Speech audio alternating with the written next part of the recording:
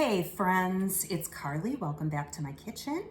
Tonight for dinner, I am going to be making chili lime pork. And I'm really excited because I am going to be using a spice that I haven't used before.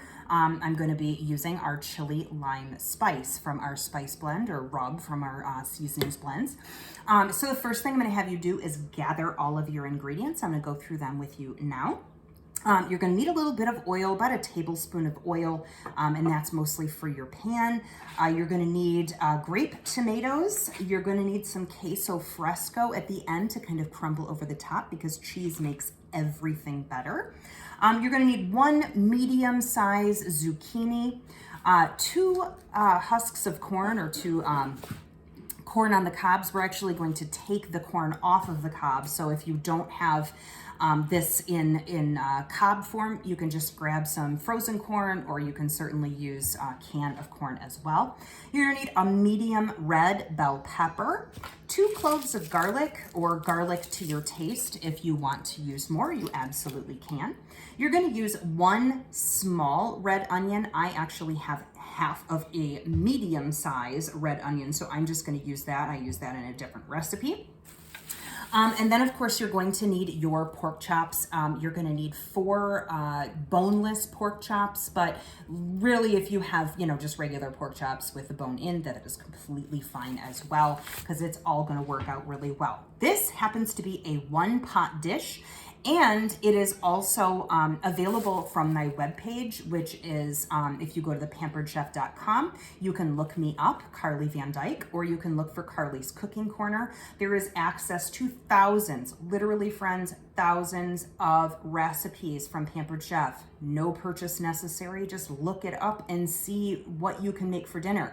This particular recipe for chili lime pork is in our 30 minutes or less recipe section.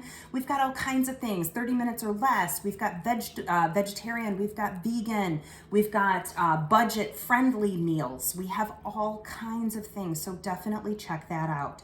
So the first thing I'm going to do is get all of this stuff washed up because we need to start with washed fresh produce. So I will be back in just a moment to show you the next step. Okay friends, I have washed my produce. It is just chilling in the background while it is drying. So what I'm gonna do now is I'm going to prep my pork. You don't have to do much with this. I put it into the stainless steel mixing bowl simply because I'm gonna do a bit of a dry rub on it.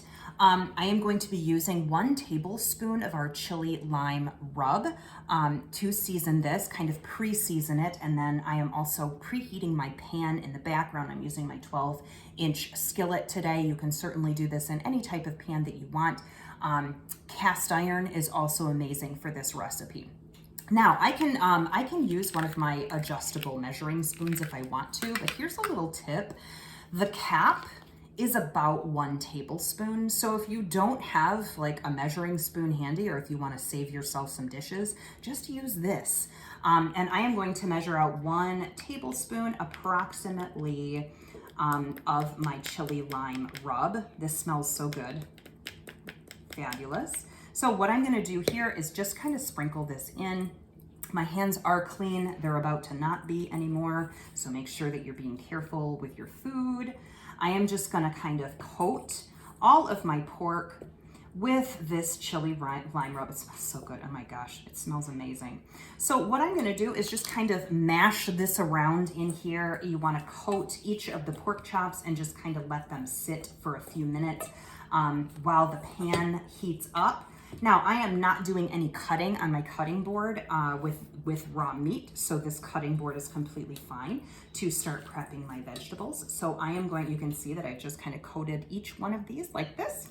I am going to go ahead and wash my hands while this rests for a few minutes, and then we will be back to prep the vegetables.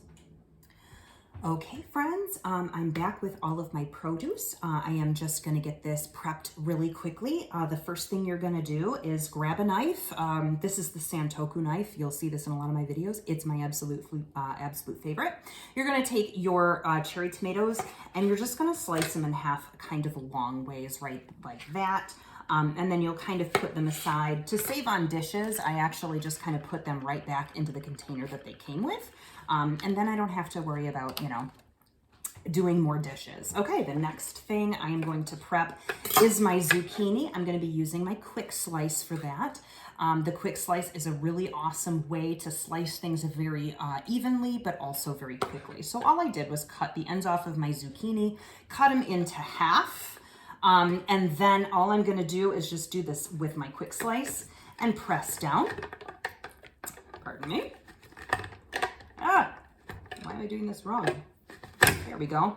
See, things don't always happen exactly as we plan. So this is the quick slice doing all kinds of amazing work on my zucchini. Just pull that out. We've got 2 more to go here. And then we place them in here. I love this because first of all, your fingers don't come in contact with the blade. The blade is on the opposite side of where your fingers are. So it's really, really difficult to hurt yourself with this, but it is possible. And if there's a will, there's a way. So just make sure that you're not, going after it from the bottom. So my zucchini is prepped. The next thing I'm going to use is my manual food processor. Love this thing. It has measurements on the side. It doesn't take anything to use because it is manual, so you don't have to have, an outlet or anything like that. Now, all I did was take my pepper and just kind of slice it down a little bit. And what I'm going to do is just kind of chop it up in my manual food processor. And now, oops, I did the same thing with my onion. Just break it down a little bit so that it all fits in there beautifully. And I'm just going to chop this up. It's almost like a salsa, if you can kind of see how that's coming together.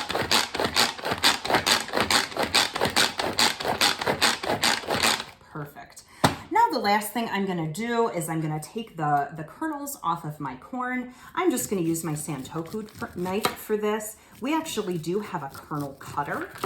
So if you take the kernels off of corn often, I would recommend grabbing the kernel cutter. It is very inexpensive, and it's really awesome for, doing this kind of work if you're taking the corn off of the cob.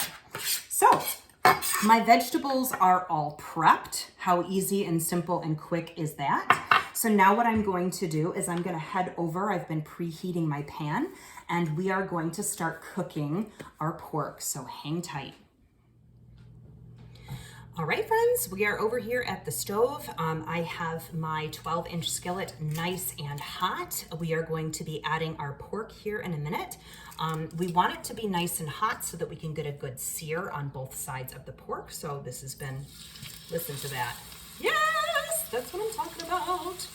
So we put that in the pan. There's a little bit of oil in the pan, about a tablespoon of oil.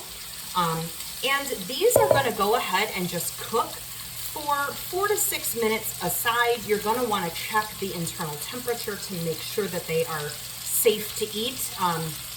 And I will let you know what that is. I believe it's 145, but I will double check on that and let you know in the next segment. I'm going to go ahead and cook these on both sides. And once they are ready, we're going to start with the next step. So hang on. Okay, friends, so this has been cooking now for probably about 10 minutes. I'm going to use my digital food thermometer to check the internal temperature. The internal temperature, you want it to be about 145 for it to be medium. So we are, well, I just pulled it out, and it's about 150. So between 145 and 160 is a good ballpark for having that meat come out lovely. Now I'm going to put this over on a plate. So sizzly. We're going to put that over on a plate, and we're going to let that rest.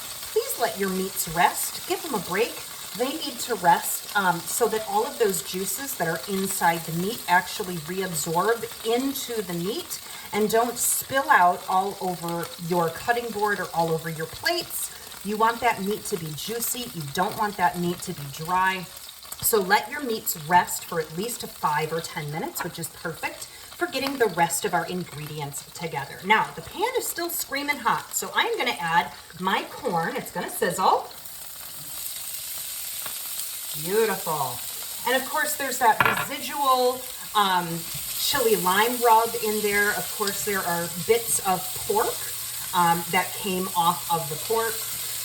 And of course, there's little bits and pieces of the chili lime rub, and it is going to infuse our corn with a gorgeous flavor. I am going to just kind of spread it out in the pan and let it sit for a few minutes, probably 3 or 4 minutes. I'm not going to disturb it too much because I want that corn to kind of sear. I want it to get a little bit blackened, and the more you move it around in your pan, the less it's going to kind of sear. So I'll let this go for 3 to 4 minutes, come back with the next step. All right, so my corn is cooking down. My next step is going to be adding that kind of a salsa thing that we made. This is the red pepper and the onion, and we are gonna add that now and cook this down again, maybe 3 or 4 minutes. You can kind of incorporate that into the corn. Of course, that chili lime rub and those brown bits at the bottom of the pan are starting to come up and add so much flavor to this. It smells absolutely amazing. So I'm going to be kind of moving this around in the pan again, getting all that surface area, all that heat on there. And then I will let this go for 3 or 4 minutes and I'll be right back. All right, the pan is ready for the next step. So now, we are going to be adding our garlic. I'm going to be using my garlic press for this. I love the garlic press, one of my absolute favorites. You don't have to get your hands all sticky with garlic. And there's a little scraper tool on the inside, so you just scrape it right out of there, just like that. And here is my second gigantic clove of garlic. Look at the size of that one. Put a little elbow grease into that one. And then the last thing I am going to add, of course, is my beautiful zucchini that we did with the quick slice. Go ahead and put that in there. And then I'm going to just move this around the pan again, kind of incorporate all of our ingredients now. So we've got that garlic, and oh my goodness, that garlic, girl, it smells so good. The colors in the pan are absolutely gorgeous. There's like so many colors of the rainbow, and of course, the more colors you eat, the more healthy it is. And no cheating, okay? I know that Cheetos are a colorful thing, but that doesn't mean Cheetos are good for you, okay? But this has the yellow of the corn, it has the red of the bell pepper, it has the purple of that red onion, it's got green from the zucchini. It is absolutely lovely. So I'm gonna let the zucchini cook down for just a few minutes, and there's only a little bit left. All right, it's basically time for the grand finale, people. We're gonna add those sliced tomatoes. I'm gonna sprinkle a little bit more of my chili lime rub in here because we have added quite a few vegetables. So I would say maybe a teaspoon or so, or just to your taste. And I'm going to kind of move this around. Oh my gosh, the color is absolutely outstanding. I will show you in just a moment. So what I'm going to do now is I'm going to move everything around in the pan so that it has lots of contact with that hot surface. We just want to cook the tomatoes down a bit. We don't want them to be fall apart soft and mushy because ain't nobody got time for that. So what I'm going to do now is take my rested pork and kind of nestle it right in here in amongst all of my vegetables. And that is just going to kind of keep it a little bit warm. You can see the juices on the plate back here. I'll show you in a second. And guess what I'm going to do with those juices? See all those? Those are going right in here because that's flavor, my friends. You don't want that to go to waste. So those are going to hang in there for a second. Now I'm going to grab my queso fresco. Again, this is almost feta-like. It's very crumbly.